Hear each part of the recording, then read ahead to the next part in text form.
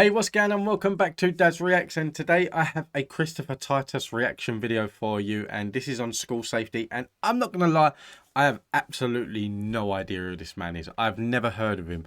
I've done a video last week. I can't even remember what video I've done, and someone recommended doing Christopher Titus, so here we are. I say last week, it probably would have been like 3 or 4 weeks ago to comment on, like based on the time that this is coming out.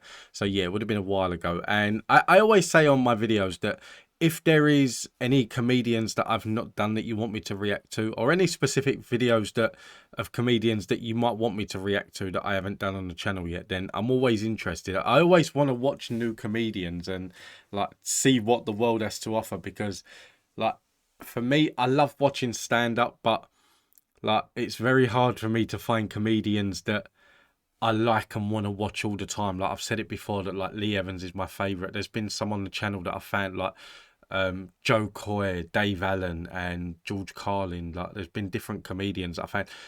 Like Cat Williams for me has been absolutely brilliant, and I've never watched any of his stand up before. So yeah, there's a lot of comedians that I've come across on this channel that now I could quite easily sit and like watch all day long. And I'm always looking for new ones as well to add to that list, and I'm hoping that Christopher Titus does that. So if you are a fan of his and there's any other videos you want me to react to, let me know in the comments down below and I will get round to doing them. But until then, let's get into this one. I'm looking forward to it.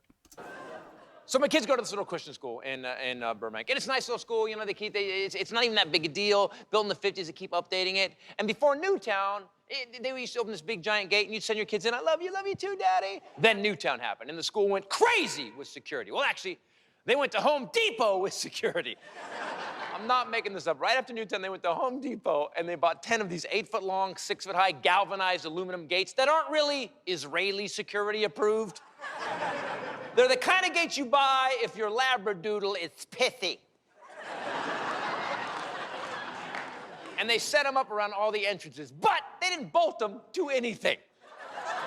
They leaned them against each other, zip-tied the edges, and threw sandbags on them. It's basically a mass murderer cat bell now, because you can just kick them over. Is that the lockdown drill at my kids' school? All right, kids, if anyone hears an awkward clang, run. There's a guy in front of the school named Damien. If you have little kids, you know this. They have this catcher. He stands at the gate of the school at the end of the day so your kids don't leave without you. Get back in until your mom gets here. Titus, you got both your kids? Which one are you gonna eat first? I saw your show. Nice job. That's Damien. That's Damien. Damien's a dude, man. He used to wear board shorts and a Battlestar Galactica t-shirt.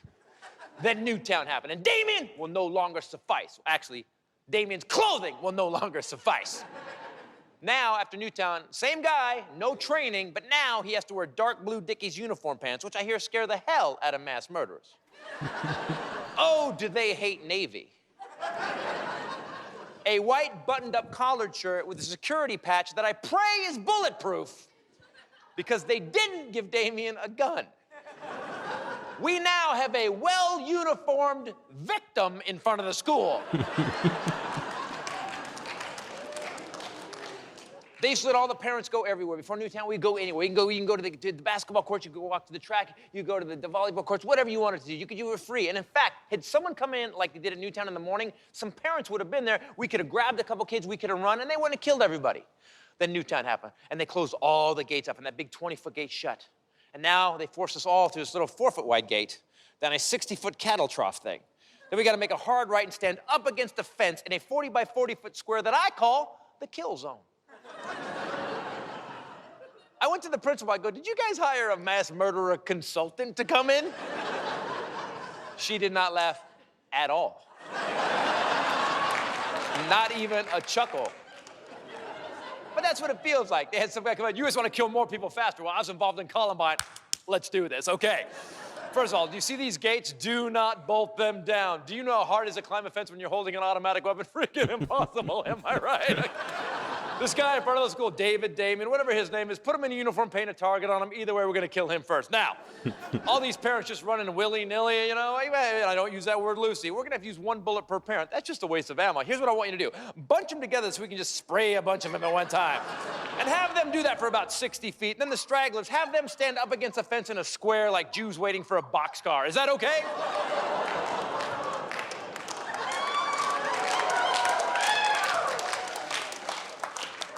So then the NRA came out and they said, all right, you know what we need to do?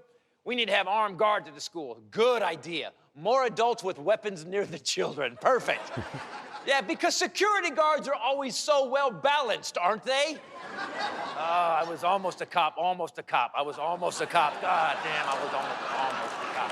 Almost a cop. Almost a cop. Hey, Zimmerman, you okay? Yeah, I was almost a cop, almost. Almost a cop.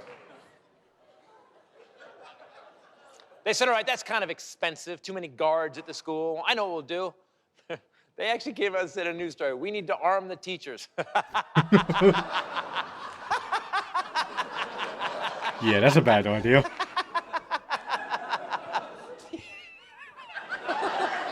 Let me be very clear about this one. If any of my teachers had ever been armed, there would be no show tonight. Could you imagine? I mean, like, if you think back to like when my parents went to school, it would have been the case that like if they was not, they would have got the ruler, they would have got whipped. That not so much my dad because he never bloody went to school, but like my mum probably did as well. That like it was the case like back then they got whipped, and then like when we went to school, that of it that wasn't there, but like teachers would shout and holler at you, and like they could drag you out of the classroom and things like that. Nah, that like teachers can't do nothing. That like you raise your voice at them. In all fairness, teachers are probably more scared in like going to school. I'd want to be like, it's stupid, isn't it? Like they go into school and like you don't know what to expect. Like for any child that like, especially in America, like you could have a gun, you could have a knife. Like gun crime is not that big here in the UK. You still get it, but it's not that big because guns are not made freely available in that sense. But like knife crime is bigger.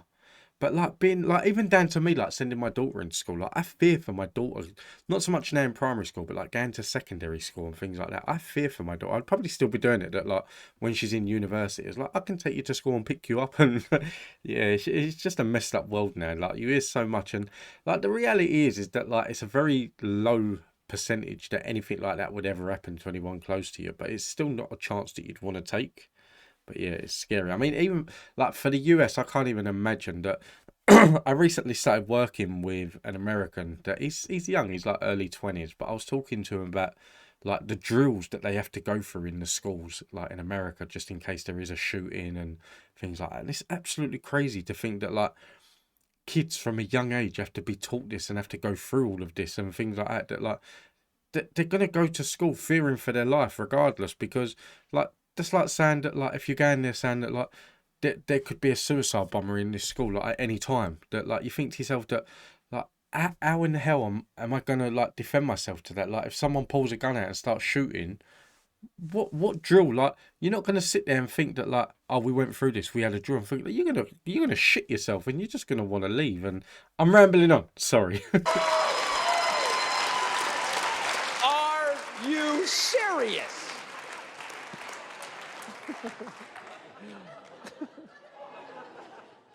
You guys know your kids. Do you want anybody that spends 7 to 8 hours a day with your children? Have a weapon? Murders and suicides would skyrocket. Just some poor teacher in Alabama getting her standardized testing results back. Oh my God. I've been teaching these idiots for 9 months.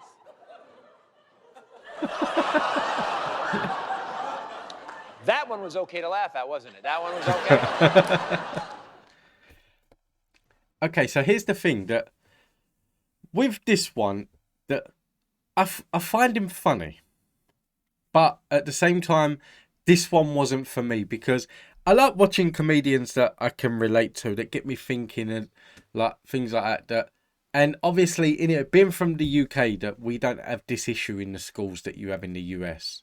So I found him funny, but at the same time, I'm thinking to myself, I need to watch more of his content, which is away from like the school stuff and things like that. So what I'll do is, now that this one's finished, I'll go and do some research and I'll find some more videos of him. So like you got like millennials and Gen Z, I was wrong.